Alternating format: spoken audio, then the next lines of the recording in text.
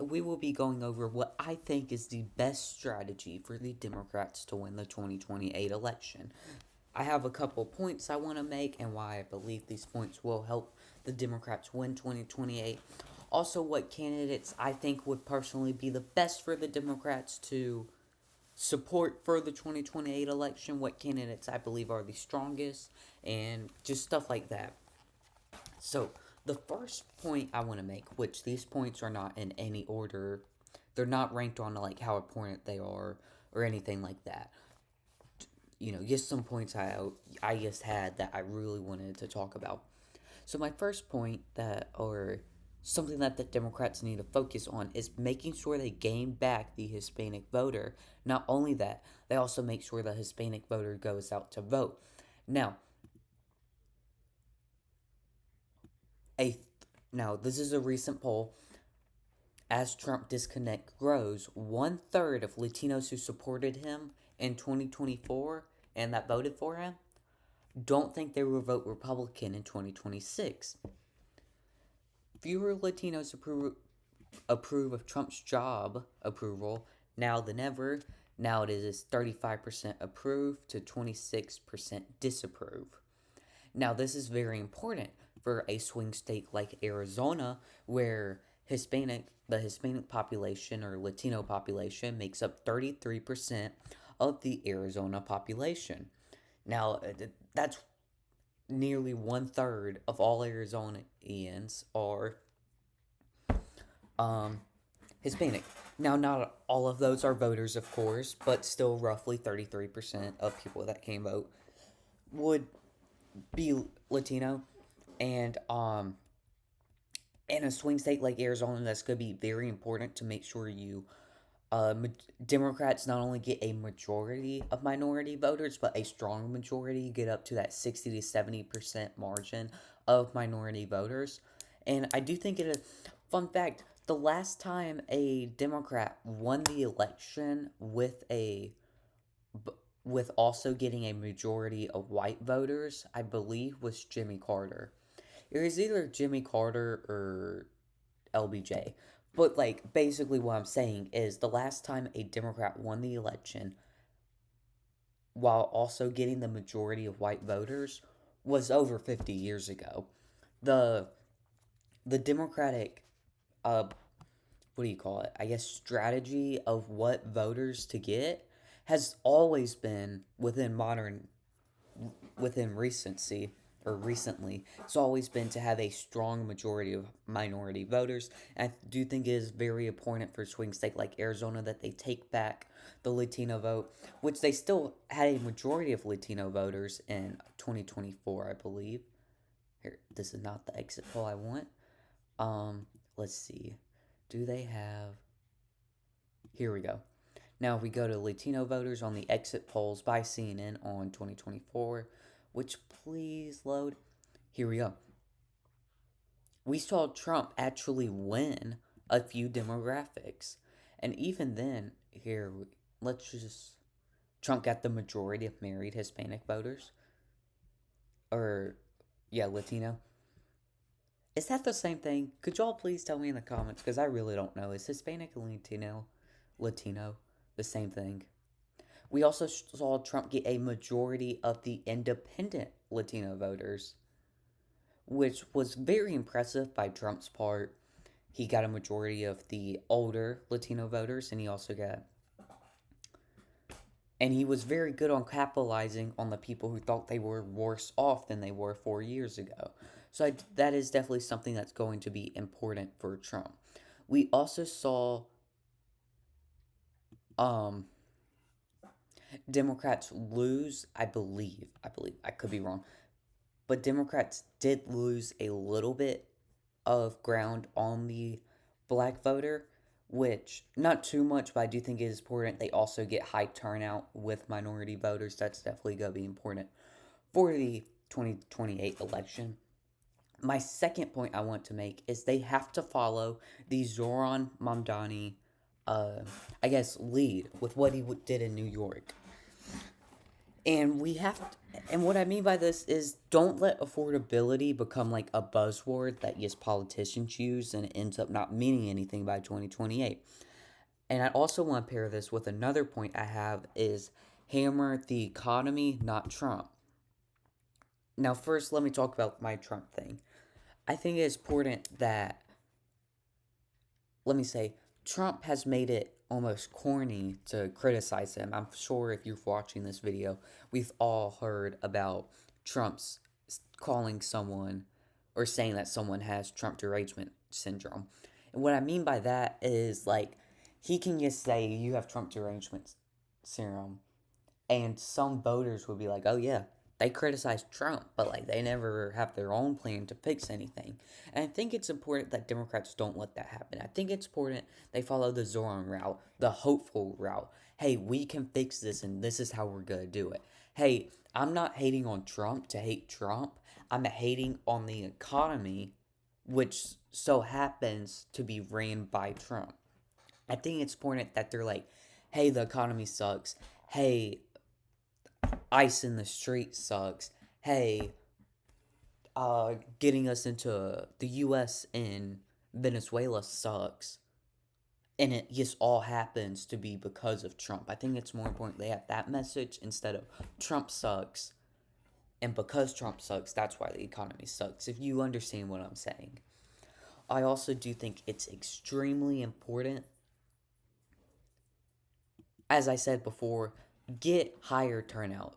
2024 was clearly lower turnout than the 2020 or 2024 yet than the 2020 election, but it is also important that Kamala Harris got more votes than Joe Biden in Wisconsin, Michigan, Pennsylvania, Arizona, and Nevada, all of the swing states, than Joe Biden did in 2020. The lower turnout was really in places like Texas and other in California and just other like safe states you could say or states where we know where the voter was going. Sorry, my dog's acting up.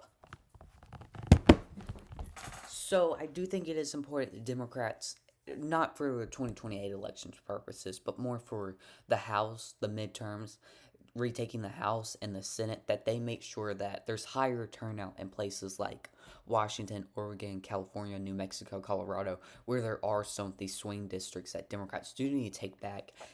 And then that would be a stepping stone into winning back the presidency in 2028.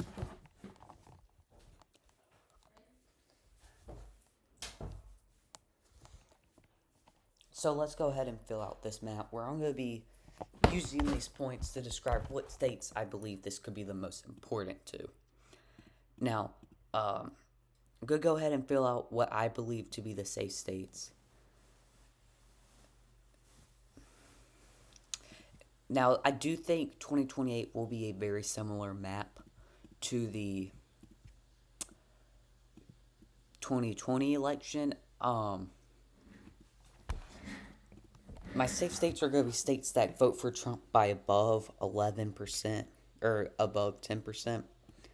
I do believe Mississippi, South Carolina, Virginia, Tennessee, West Virginia, and Indiana will all be safe, including Missouri. Kansas could definitely go down. I could definitely see Kansas falling down to that 9% margin on because of the tariffs. We've been seeing a lot of farmers being impacted. Kansas does have a very agriculture based economy. So I could definitely see, but even in 2020, he still got basically 15%, and in 2024, that rose by 1.6% of the vote. So I'm still going to go ahead and say it's safe. Now, a place like South Carolina, I could possibly see shifting, as in 2020, he only got 11.7% the vote, and in 2024, he got 18% the vote. Now, I do believe South Carolina will still stay safe, though. You know what? I also want to talk about the candidates I have. I believe Gavin Newsom is one of the most realistic candidates. I also believe he's one of the best candidates at marketing how bad Trump is from a perspective of a Democrat. He's gone on plenty of podcasts, okay? And you see clips of him all the time, or I have personally, of him attacking Trump. And I do think he is just such a good marketer at playing Trump's own game. As you've seen his Twitter account of him like tweeting AI images of himself like saving California and stuff like that, making fun of Trump. We've also seen Gavin Newsom go on talk shows and podcasts, and he's able to just talk about how bad Trump is without seeming like he has Trump derangement. You know, DG, what do you call it? What does he call it? DTS? Yeah. I do think he's very good at saying, hey, the economy sucks, and this is why I believe Trump is the cause of that. And so if Trump sucks and he's ruining the economy. Now, I do have Virginia and New Jersey safe here, as we saw a huge, as Democrats only won New Jersey and 21 by 3 points. And then we go to 25 and Democrats win it by, what was it, 13%?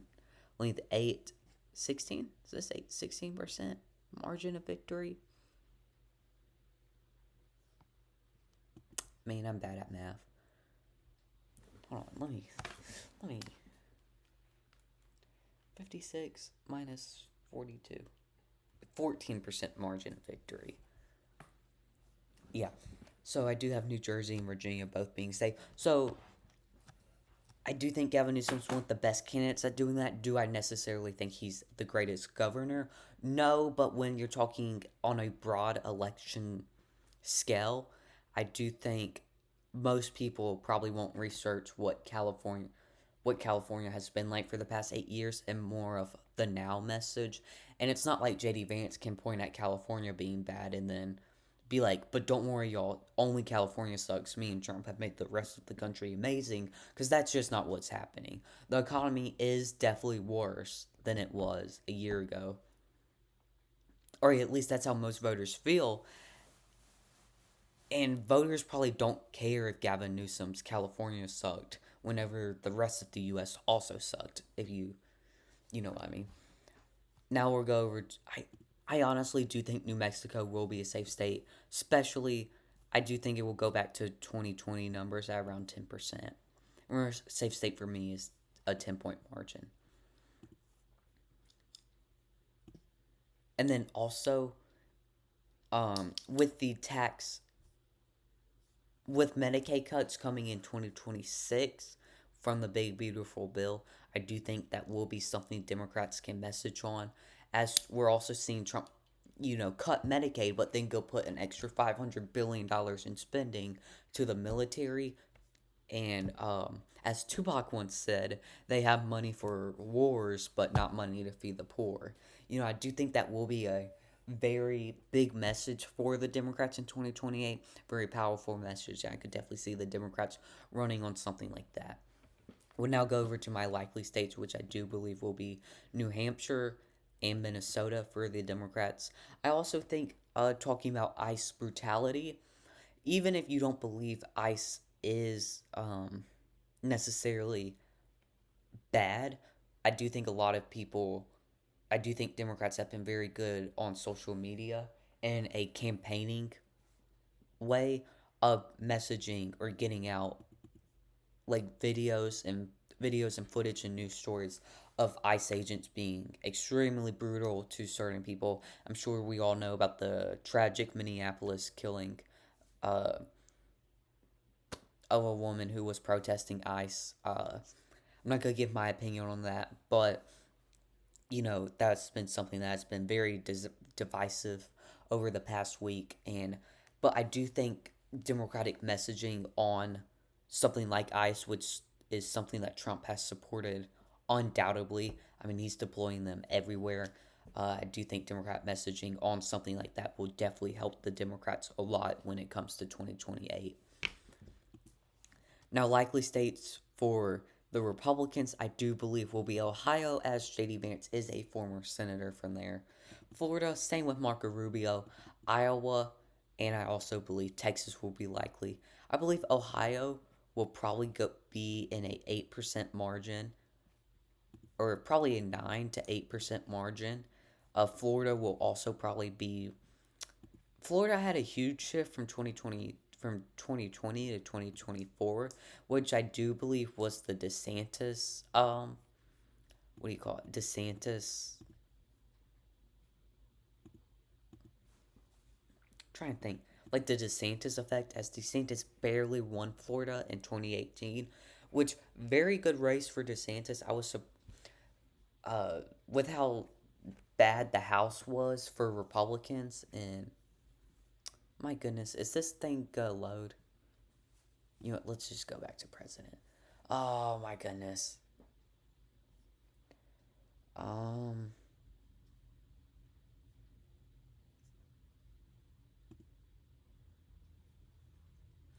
this is not what I want. Past elections. What do I have to click?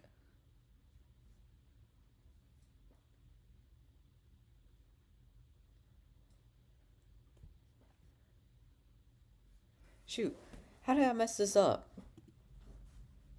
You know what? Never mind. With how bad the House was in 2028, I do think Ron DeSantis definitely was helping Republicans a ton in Florida, but he will be leaving office, I believe, at the start of 2027, as he's term limited. He can't run in 26. We also saw Miami get their first Democratic mayor in 27 years, I believe, or 28, something like that. So I do think Florida will go down in margin, but with Marco Rubio's history there, I do think Republicans still win it by 8%. Texas only went to Trump by 5.6 points, I believe, in 2020. I do believe Texas, and with we are seeing the James Tulsi. I can't say his name, but the Texas state representative there running for Senate, he's a Democrat. I'm sure you've seen his stuff. He even recently did a Jubilee video. I do think people like him. I do think Texas will be shifting to the blue. It was shifting more blue in 2020 and in 2016 and 2020. I do believe Texas will go back to shifting blue. I do think 2024 will be an outlier over the period of like the next 20 years. But I believe Texas will fall to a 7 to 8% margin. Although, if Ted Cruz was running for re election in Texas, I could actually see that margin going down as Ted Cruz is not the most popular senator in Texas, really.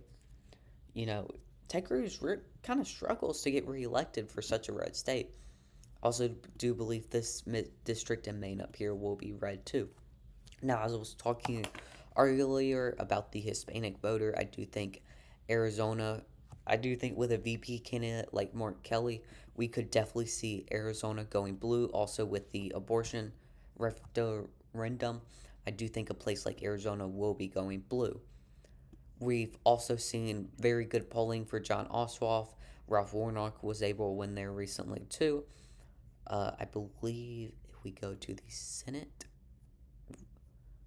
Ralph Warnock, even in 2022, won the Georgia Senate by 3 points, which was a very red year. So I do also expect a place like Georgia to be shifting back blue. But Gavin Newsom and Mark Kelly aren't the best candidates to win back Georgia. I do think somebody like Wes Moore would be a better candidate if their goal was to win Georgia. I also do think another point, Democrats need to do better with non-college educated men. That's always something Trump's been very good at. He's been very good at getting people without high school diplomas or college degrees to vote for him. So I do think that is something that the Democrats need to work on, and that could win them a state like Nevada. I could definitely see Nevada going blue.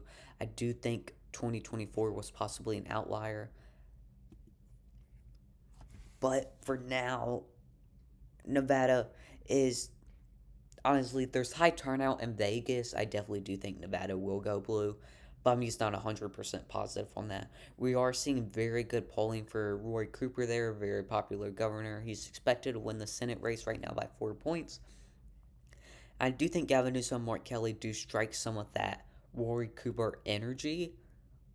Um, there is good voter registration in Pennsylvania for Republicans, but I do think by 2028, I do think, with the in a place like Pennsylvania, it's really got to be more about party turnout, because I do think Republicans recently have been struggling with getting uh people with more conservative ideals to show up and vote, as they don't necessarily support Trump. We're seeing the largest turn we've seen of people go from identifying as MAGA, or MAGA, back down to just being like, oh, I'm a conservative, but I don't support Trump. So I do think Republicans will struggle to get their voters to actually turn out in 2024. And I honestly do think by 28, or sorry, I meant to say 28 for the Republican thing. Do you think by 28, I do think the Democratic Party will have necessarily high turnout. I also do think Gavin Newsom, he is shifting more to the left, so I do think that will help energize the youth vote too. And with popular Governor Josh Shapiro running for re-election, I definitely do think that will help a place like Pennsylvania going blue. Also, we have Governor Gretchen Whitmer of Michigan, which both of these governors are presidential candidates and VP candidates. Uh, I do think a place like Michigan could definitely go blue, especially with factory jobs. As we're seeing tariffs, there are with the tariffs that Trump placed on Liberation Day, there were some layoffs. I do know in Michigan because of the tariffs, but recently he's backed off of the tariffs. But if tariffs come back, I definitely do think a lot of factory workers in Michigan and Pennsylvania will be voting blue. Wisconsin was the closest state to flipping in 2024 to the Democrats, so I do think a place like Wisconsin will definitely go blue too. We're seeing very good polling for John Ossoff, but I don't know in Georgia. And if Brian Kemp isn't on the Republican ticket, I don't really know if Republicans can take Georgia. I do think Republicans will be able to take Pennsylvania possibly. I definitely do think Republicans can take Pennsylvania and a place like Nevada. But even then, I do believe 2024 was just an outlier. I haven't seen the best polling for Democrats in Pennsylvania, so I have no real reason to believe Dems will take Pennsylvania other than just vibes. But anyway, this is my more updated take of the 2028 election. I do think Nevada, North Carolina will also be close. But with the polling of Rory Cooper, I have no reason not to say that Democrats won't do better in 2028. There was even a Democratic governor or Democrat who won the governor's race in North Carolina. On a state level, North Carolina is kind of blue, when electing senators and governors. So I have no reason not to say North Carolina will go blue. But anyway, thank you all for watching and peace out.